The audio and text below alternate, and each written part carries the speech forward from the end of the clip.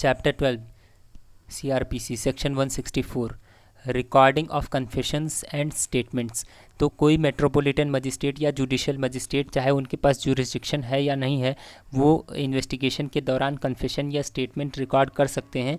लेकिन जब भी वो कन्फेशन या स्टेटमेंट रिकॉर्ड करेंगे, ये कमेंसमेंट ऑफ इंक्वायरी और ट्रायल शुरू होने के पहले ही कन्फेशन या स्टेटमेंट रिकॉर्ड करेंगे। एक बार इंक्वायरी और ट्रायल शुरू हो गया तो कन्फेशन और स्टेटमेंट नहीं रिकॉर्ड किया जाएगा। अब आता है प्रोविज़ो। इसमें है कि प्रोवाइडेड दैट एनी कन्फेशन और statement made under this subsection may also be recorded bye audio video electronic means in the presence of the advocate of person accused of an offence. तो इसमें है कि अगर कोई अक्यूज्ड है उस offence में, उसका कन्फेशन या स्टेटमेंट रिकॉर्ड किया जा रहा है, तो उसका जो कन्फेशन या स्टेटमेंट है ये वो ऑडियो वीडियो इलेक्ट्रॉनिक मीन्स के द्वारा और उसके एडवोकेट की प्रेजेंस में भी उसकी कन्फेशन या स्टेटमेंट को रिकॉर्ड किया जा सकता है। अब है सेकेंड प्रोविजो। इसमें है कि provided further that no confession shall be recorded by police officer on whom any power of magistrate has been conferred. तो इसमें है कि अगर कोई पुलिस ऑफिसर है जिन पे मजिस्ट्रेट की पावर कन्फर की गई है, मतलब जिनको मजिस्ट्रेट की पावर दी गई है पर वो है पुलिस ऑफिसर, तो वो कन्फेशन को नहीं रिकॉर्ड करेंगे, क्योंकि वो है तो पुलिस ऑफिसर ही। तो अगर वही कन्फेशन रिकॉर्ड करेंगे तो पुलिस ऑफिसर इन्वेस्टिगेशन भी कर रहे हैं और कन्फेशन भी रिकॉर्ड कर रहे हैं। तो इसलिए अगर कोई पुलिस ऑफिसर है जिनको मजिस्ट्रेट की पावर दी गई है तो वो कन्फेशन को रिकॉर्ड नहीं करेंगे। अब आता है सबसेक्शन 2। इसमें है कि जब भी कोई मजिस्ट्रेट कन्फेशन को रिकॉर्ड करेंगे तो उसके पहले वो उस पर्सन को ये बताएंगे, एक्सप्लेन करेंगे कि you are not bound to make confession, और अगर तुम ये कन्फेशन देते हो तो ये तुम्हारे अगेंस्ट में एविडेंस की तरह यूज़ किया जा सकता है।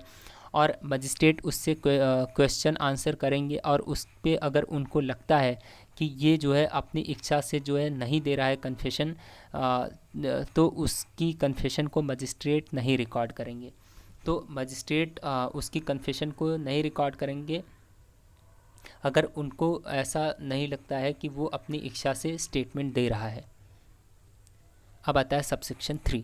इसमें है कि if at any time before confession is recorded, तो अगर कोई पर्सन अपीयर होता है मजिस्ट्रेट के सामने और वो इस बात को बोलता है कि नहीं हम कन्फेशन नहीं देना चाहते, मतलब वो कन्फेशन के लिए आता है, अपीयर होता है मजिस्ट्रेट के सामने, लेकिन फिर वो मना कर देता है कि नहीं हमको कन्फेशन नहीं देना है, तो मजिस्ट्रेट जो है उसको पुलिस कस्टडी में नहीं अथराइज़ करेंगे, उसकी डिटेंशन को पुलिस कस्टडी में नहीं अथराइज़ करेंगे, क्योंकि फिर उनको लगता है कि हो सकता है कि वहाँ पे जाने के बाद इसको टॉर्चर किया जाए, तो इसलिए उसको पुलिस कस्टडी में नहीं भेजेंगे, डिटेंशन में। अब आता है सबसेक्शन 4। इसमें है कि any such confession shall be recorded in manner provided in section 281 for recording the examination of an accused. तो अक्यूज्ड के एग्जामिनेशन के लिए जो प्रोसीजर मेंशन्ड है अंडर सेक्शन 281 ऑफ CRPC, वही प्रोसीजर फॉलो किए जाएंगे जब किसी अक्यूज्ड की कन्फेशन को रिकॉर्ड किया जाएगा, और उसके बाद जब वो कन्फेशन उसकी रिकॉर्ड कर ली जाएगी तो उसके बाद उससे जो कन्फेशन दे रहा है उसका सिग्नेचर उस पर करवाया जाएगा, और उसके बाद मजिस्ट्रेट एक मेमोरेंडम तैयार करेंगे, उसमें सारी बातों को लिखेंगे कि I have explain to that, to accused का नाम लिख करके कि मैंने इनको सब बताया है कि वो ये he is not bound to make confession, and अगर वो ऐसा करते हैं तो ये उनके अगेंस्ट में एविडेंस की तरह यूज़ किया जा सकता है। And I believe that this confession was voluntarily made, और मुझे लगता है कि ये कन्फेशन अपनी इच्छा से इसने दिया है। और फिर ये सारी बातें लिख करके मेमोरेंडम तैयार करके फिर वहाँ पे सिग्नेचर होगा और मजिस्ट्रेट अपना नाम लिखेंगे। अब आता है सबसेक्शन 5। तो इसमें एनी स्टेटमेंट अदर देन अ कन्फेशन। तो अभी तक तो हम लोग कन्फेशन की बात कर रहे थे, इसमें स्टेटमेंट है, मतलब कि कन्फेशन के अलावा कोई स्टेटमेंट अगर है अंडर सबसेक्शन 1 में, तो it shall be recorded in such manner as in the opinion of magistrate best fitted. तो अगर मजिस्ट्रेट को जो भी सही प्रोसीजर लगता है कि इस तरह से इस स्टेटमेंट को रिकॉर्ड किया जाना चाहिए, तो मजिस्ट्रेट उसी तरह से जो उनको बेस्ट ऑप्शन लगता है उस तरह से उस स्टेटमेंट को रिकॉर्ड करेंगे, और वो जो लोग स्टेटमेंट दे रहे हैं उनको वो ओथ भी एडमिनिस्टर करवा सकते हैं, मतलब उसके पहले वो शपथ दिलवाएंगे और फिर उसके बाद उनकी स्टेटमेंट को रिकॉर्ड करेंगे।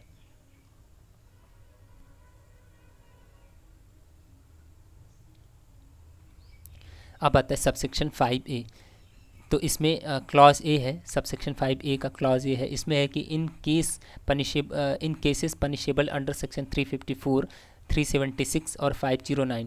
तो अगर कोई ऑफेंस है जो इंडियन पेनल कोड के सेक्शन 354 और 376 और 509 में कमिट हुआ है, तो जुडिशल मजिस्ट्रेट जो है वो जिसके अगेंस्ट में ये ऑफेंस कमिट हुआ है उसकी स्टेटमेंट जब रिकॉर्ड करेंगे तो in the manner prescribed in subsection 5 as soon as commission of the offense is brought to the notice of the police. तो जैसे ही उसकी इंफॉर्मेशन पुलिस को मिलती है उसके जल्दी से जल्दी जो है उसके तुरंत बाद ही जल्दी से जल्दी मजिस्ट्रेट उसकी स्टेटमेंट को रिकॉर्ड करेंगे जिसके अगेंस्ट में ये ऑफेंसेस कमिट हुए हैं 354 के, 376 के और 509 के।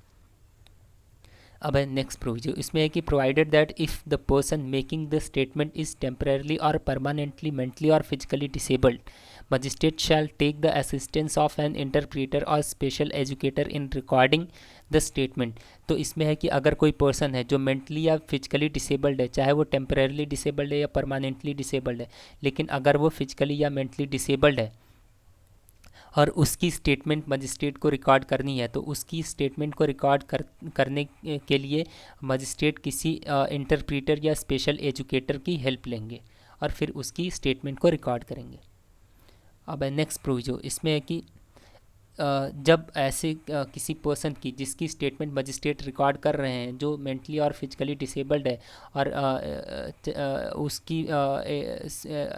उसकी हेल्प ले रहे हैं, इंटरप्रीटर या स्पेशल एजुकेटर की हेल्प ले रहे हैं स्टेटमेंट रिकॉर्ड करने के लिए, तो ऐसी स्टेटमेंट रिकॉर्ड करते टाइम वो इसकी वीडियोग्राफी भी करेंगे। यहाँ पे भी देखिए शैल भी वीडियोग्राफ्ड है, मतलब कि मैंडेटरी है। तो जब भी शैल आएगा तो मैंडेटरी है और जब भी मे आएगा तो डिस्क्रिशनरी है।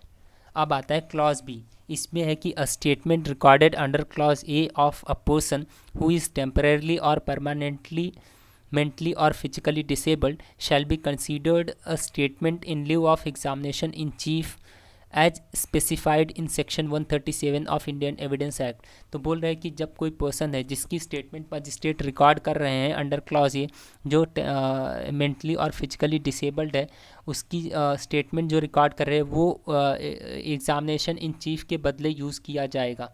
जब वो ट्रायल चलेगा तो वहाँ पे जब स्टेटमेंट विटनेस को एग्ज़ामिन करने के लिए बुलाते तो वहाँ पे जब अगर आप देखेंगे section 137 of Indian evidence act को, तो 3 तरह के एग्ज़ामिनेशन होते हैं, examination in cheap and cross examination and re examination. तो जब जो पार्टी विटनेस को बुलाती है वो जब एग्ज़ामिन करती है तो एग्ज़ामिनेशन इन चीफ होता है, और जब एडवर्स पार्टी करती है तो क्रॉस एग्ज़ामिनेशन होता है, और फिर से जो पार्टी बुलाई रहती है वो फिर से करती है उसको विटनेस को, तो उसको री एग्ज़ामिनेशन बोलते हैं। तो बोल रहे हैं कि जो विटनेस की स्टेटमेंट मजिस्ट्रेट के द्वारा रिकॉर्ड की जा रही है उसी को जो है एग्ज़ामिनेशन इन चीफ मान लिया जाएगा। मतलब वहाँ पे फिर से उसको इस स्टेटमेंट के लिए सेम चीज़ रिपीट करने के लिए नहीं बोला जाएगा। such that the maker of the statement can be cross-examined and on such statement without the need for recording the same at the time of trial। तो बोल रहे उसी स्टेटमेंट को जो मजिस्ट्रेट के सामने रिकॉर्ड की गई है उसी पे जो है उसको क्रॉस एग्जामिन किया जा सकता है। ट्रायल पे फिर से उसको उसी सेम चीज़ को फिर से नहीं रिकॉर्ड किया जाएगा एग्जामिनेशन इन चीफ में, उसी जो मजिस्ट्रेट के सामने रिकॉर्ड किया गया उसी पे उसको क्रॉस एग्जामिन कर सकते हैं। अब आता है सबसेक्शन 6। तो the magistrate recording a confession और statement under this section shall forward it to magistrate bye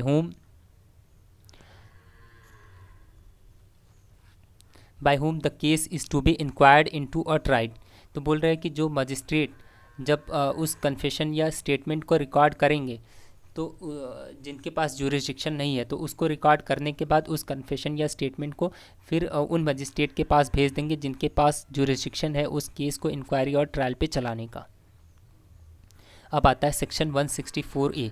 तो इसमें है कि medical examination of victim of rape. तो इसमें कि where during the stage when an offence is offence of committing rape और attempt to commit rape is under investigation, it is proposed to get person of whom with whom rape is alleged or attempted to have been committed or attempted examined by a medical expert.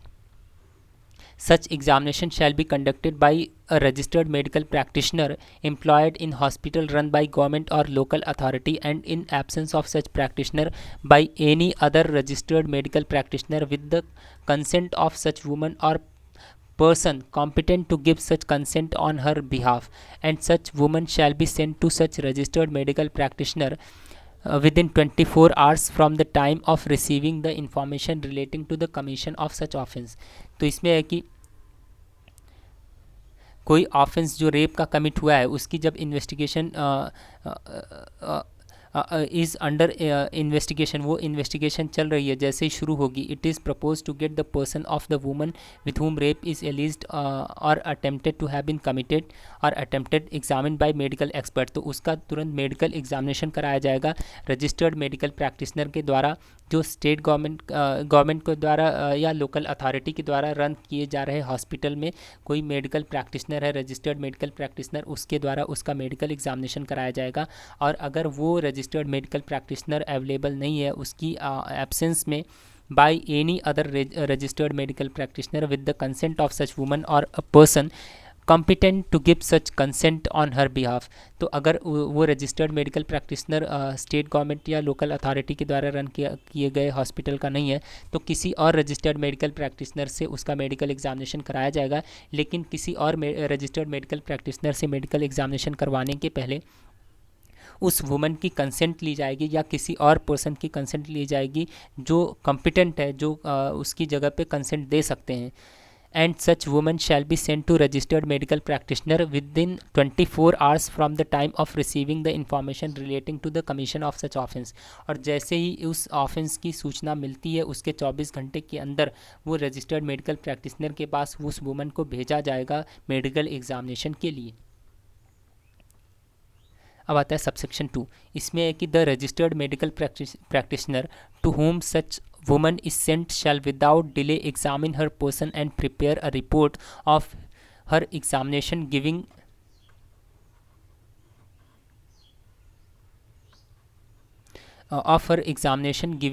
the following particulars, namely। तो ये is नहीं हर होना चाहिए।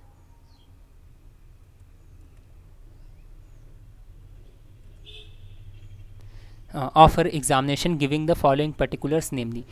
तो जैसे medical practitioner के पास उस वुमन को लाया जाएगा, वो उसको एग्जामिन करेंगे, उसका मेडिकल एग्जामिनेशन करेंगे और फॉलोइंग पर्टिकुलर्स एक रिपोर्ट तैयार करके ये सारी चीज़ें उसमें मेंशन करेंगे। Name and address of the woman end of the person by home she was brought. तो उसका नेम, एड्रेस और किसने उसको लाया, एज क्या है वुमन की, description of material taken from the person of the woman from DNA profiling के लिए उस वुमन से क्या मिला है, क्या मटेरियल मिला है, और इंजरी क्या है उसके बॉडी पे, if any on the person of the woman. तो अगर उसके ऊपर इंजरी है तो वो मार्क ऑफ इंजरी क्या है, जनरल मेंटल कंडीशन उसकी क्या है, और अदर मटेरियल पर्टिकुलर्स इन रिजनेबल डिटेल। अगर और कोई भी कुछ ऐसा मिलता है तो